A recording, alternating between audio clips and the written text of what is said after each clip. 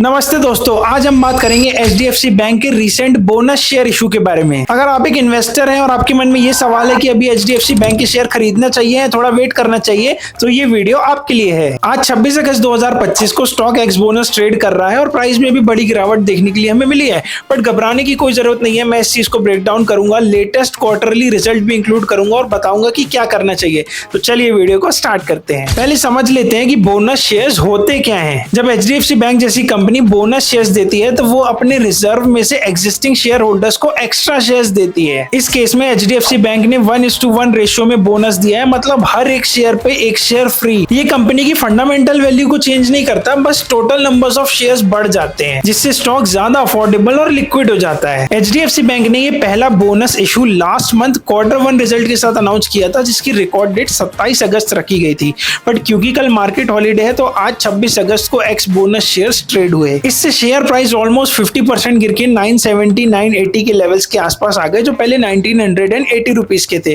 But ये real loss नहीं है।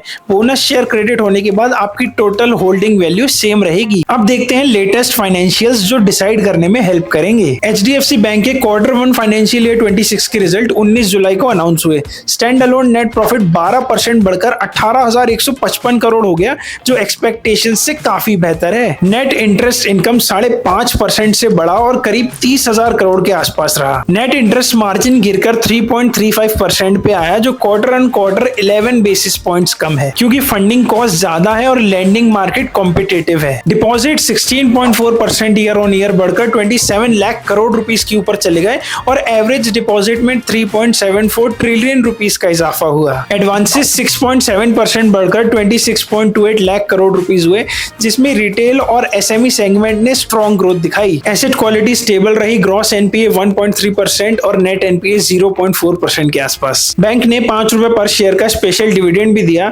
ओवरऑल हाई इंटरेस्ट रेट के बावजूद भी रिजल्ट सॉलिड है और बैंक जेन एआई जैसे टेक पे फोकस कर रही है एफिशिएंसी के लिए। तो अब आ जाता है हमारा आज का मेन सवाल कि अभी खरीदें या वेट करें। तो चलो प्रोज एंड कॉन्स देख लेते हैं। पॉजिटिव्स में बोनस इशू से स्टॉक ज्यादा लिक्विड हो गया और रिटेल ट्रेडर्स के लिए अट्रैक्टिव बन सकता है, जो लॉन्ग टर्म में प्राइस को बढ़ा सकते हैं। Q1 रिजल्ट में स्टेडी प्रॉफिट ग्रोथ और डिपॉजिट मोबिलाइजेशन दिखा, जो एक बैंक के लिए क्रूशियल है। एनालिस्ट भी काफी बुलिश हैं। लगभग 39 रेटिंग्स में से 29 स्ट्रॉन्ग बाय, 8 बाय और 2 होल्ड हैं। Consensus target price current level से 14 to 20% अपसाइड दिखा रहे हैं। कोटक और मोतीलाल ओसवाल जैसी फर्म्स ने एड या बाय रेटिंग दी है। एसएनपी इंडेक्स ने एचडीएफसी बैंक का क्रेडिट रेटिंग BBB/स्टेबल पर अपग्रेड कर दिया है, जो एक स्ट्रॉन्ग फंडामेंटल्स को दिखाता है। स्टॉक 2025 में ईयर टिल डेट 10% से ज्यादा बढ़ा है और पोस्ट बोनस वैल्यूएशंस अट्रैक्टिव हैं। अराउंड 2.5x बुक वैल्यू और 15x फॉरवर्ड अर्निंग्स, जो इंडिया के सबसे बड़े प्राइवेट बैंक के लिए रीजनेबल है। लेकिन कुछ रिस्क भी हैं। अगर इंटरेस्ट रेट हाई रहे तो एनआईएम पे प्रेशर जारी रह सकता है। लोन ग्रोथ डिपॉजिट के मुकाबले थोड़ा स्लो रहा, जो एचडीएफसी लिमिटेड मर्जर के इंटीग्रेशन चैलेंजेस को दिखाता है। मार्केट वॉलिटिलिटी या रेगुलेटरी चेंजेस भी बैंकिंग स्टॉक्स पर असर डाल सकते हैं। अगर आप शॉर्ट टर्म ट्रेडर हैं तो बोनस क्रेडिट होने के बाद प्राइस स्टेबलाइज होने तक का वेट करना बेटर हो सकता है, पर लॉन्ग टर्म इन्वेस्टर्स के लिए ये एक्स बोनस डिप एक अच्छी बाइंग अपॉर्चुनिटी है। फंडामेंटल स्ट्रॉन्ग है और बोनस से वैल्यू डाइल्यूट नहीं हुआ, एक्सेसिबिलिटी बढ़ी है। अगर आप इंडिया के बैंकिंग सेक्टर की ग्रोथ पे भरोसा रखते हैं तो एचडीएफसी बैंक एक कोर होल्डिंग हो सकता है। तो समराइज करें, अगर आप लॉन्ग टर्म इन्वेस्टर हैं तो आज का डिप खरीदने का अच्छा मौका है, पर अपना रिसर्च जरूर करें, अपना रिस्क एपेटाइट देखें और अपने फाइनेंशियल एडवाइजर से कंसल्ट करें। लेटेस्ट रिजल्ट और एनालिस्ट व्यूज अपसाइड पोटेंशियल दिखा रहे हैं। Thanks for watching. लाइक और सब्सक्राइब करें फॉर मोर स्टॉक इनसाइट्स। आप क्या सोचते हैं नीचे कमेंट सेक्शन में मुझे जरूर बताएं।